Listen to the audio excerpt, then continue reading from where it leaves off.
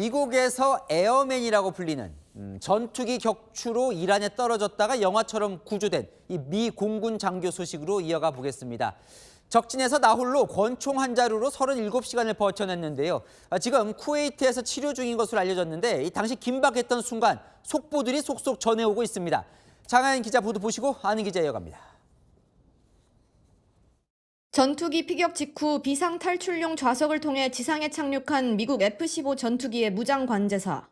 다친 다리로 37시간을 권총 하나에 의지하며 버텼습니다.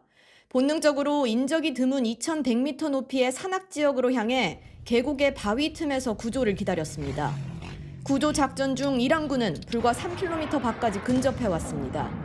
영화 같았던 구조 작전은 평소 훈련에서 나왔습니다. So he or she is doing what they've been trained to do right now, evade. As an aviator, as an air crew, we go through SEER, survival, evasion, resistance, and escape training. SEER 훈련은 적진에 고립됐을 때 살아남고 돌아오기 위한 4단계 생존 프로그램입니다.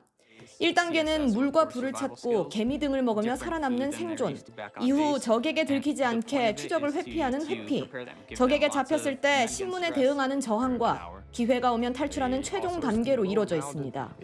로이터 등 외신은 실종 장교가 자신의 위치를 알리는 신호기를 켜면 이란군도 탐지할 수 있기에 신호기를 제한적으로 사용했다고 보도했습니다.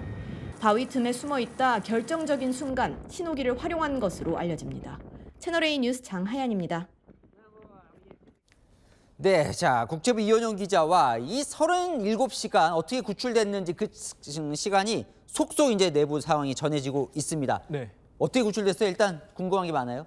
네, 먼저 미군 F-15 전투기가 이란 혁명수비대에 격추됐습니다. 앞좌석 조종사는 비상 탈출했고 구조가 됐습니다. 문제는 뒷좌석의 무장 관제사입니다. 실종됐고요. 외딴 이란 산악지대에 홀로 남겨졌습니다.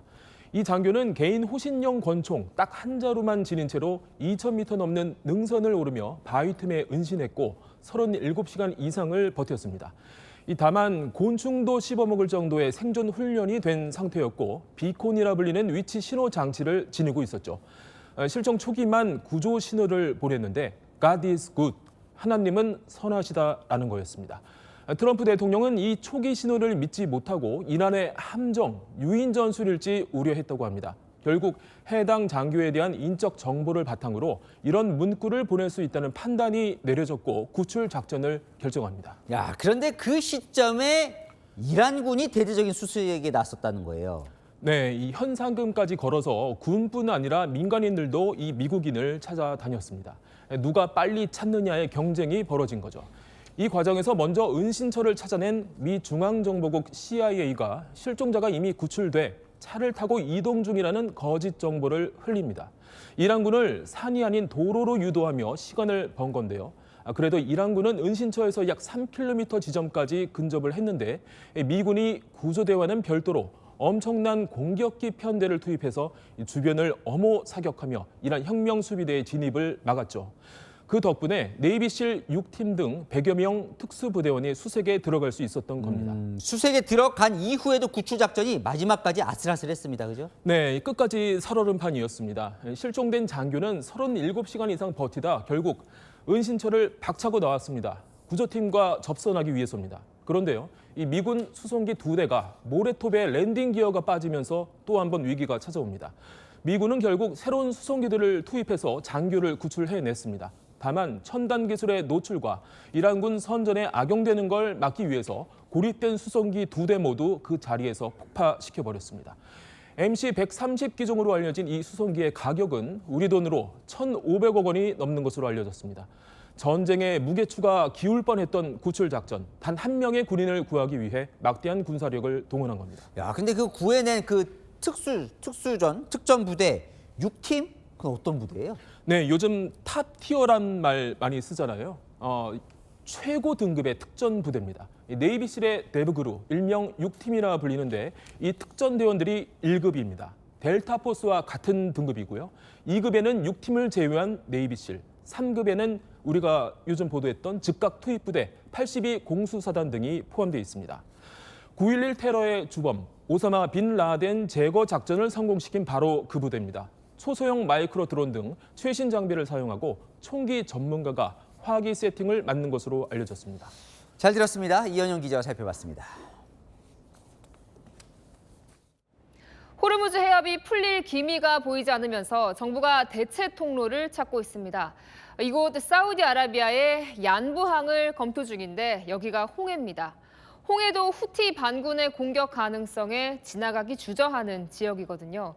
일단 국적선 5척도 투입하고 뚫어보는 안을 검토 중입니다. 이상원 기자입니다.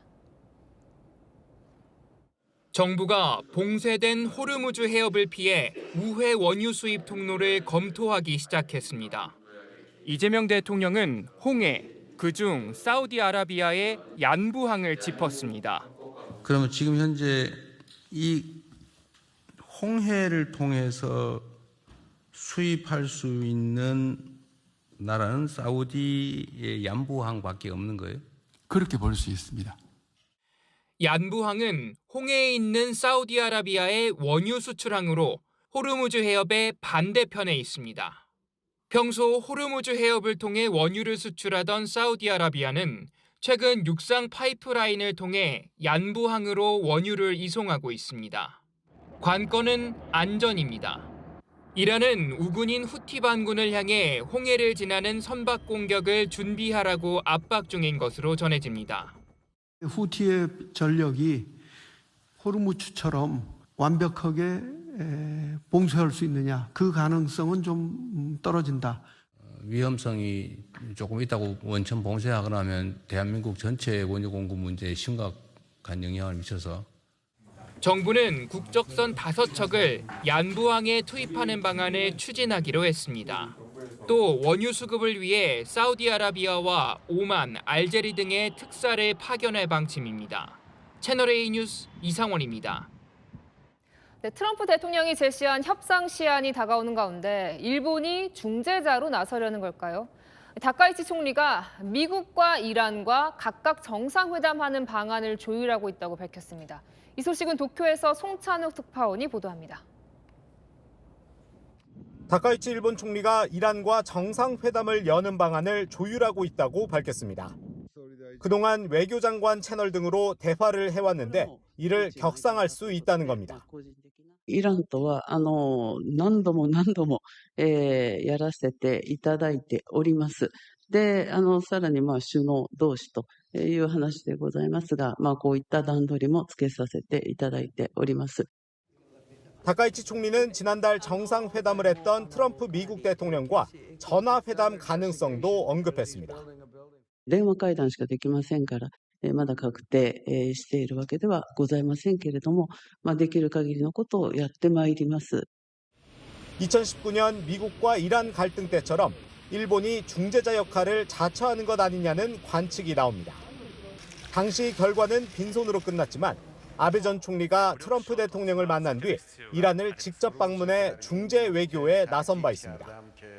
이런 가운데 일본 관련 선박 한 척이 오늘 호르무즈 해협을 또다시 통과했습니다. 이란의 봉쇄 조치 이후 이번이 3번째입니다. 일본 정부는 호르무즈 해협에서의 안전 확보를 강조하면서도 통행료 지급 여부 등 통과를 할 수 있었던 이유에 대해선 구체적 언급을 피했습니다. 도쿄에서 채널A 뉴스 송천욱입니다. 중동 사태가 한 달 넘게 이어지면서 체감되는 항공료 부담도 커지게 됐습니다. 급등한 국제 유가 탓에 다음 달부터 국내선 유류 할증료가 4배 넘게 오릅니다. 조만간 국제선도 발표되는데요. 이미 많이 올랐지만 다음 달에도 대폭 오를 거란 전망이 나옵니다. 어떤 상황인 건지 김세인 기자가 취재했습니다. 대한항공과 아시아나항공이 다음 달 국내선 유류 할증료를 대폭 인상했습니다. 기존 7,700원에서 34,100원으로 약 4.4배 올린 겁니다. 국내선 유류 할증료는 지난 3월 한 달간의 싱가포르 항공유 평균값을 기준으로 책정됐는데 중동 전쟁 발발 직후로 국제 유가가 급등한 영향입니다.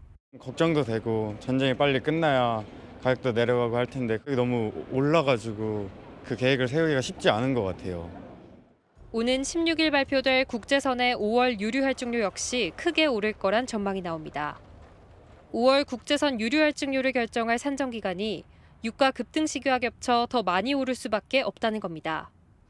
앞서 4월 국제선 유료 할증료도 대한항공 기준 국제선 편도 최대 9만 9천 원에서 최대 30만 3천 원으로 오른 바 있습니다. 유료 할증료는 탑승일과 관계없이 발권일 기준으로 적용되는 만큼 항공권을 구매해 미리 발권하려는 움직임이 늘어날 것으로 예상됩니다. 채널A 뉴스 김세인입니다.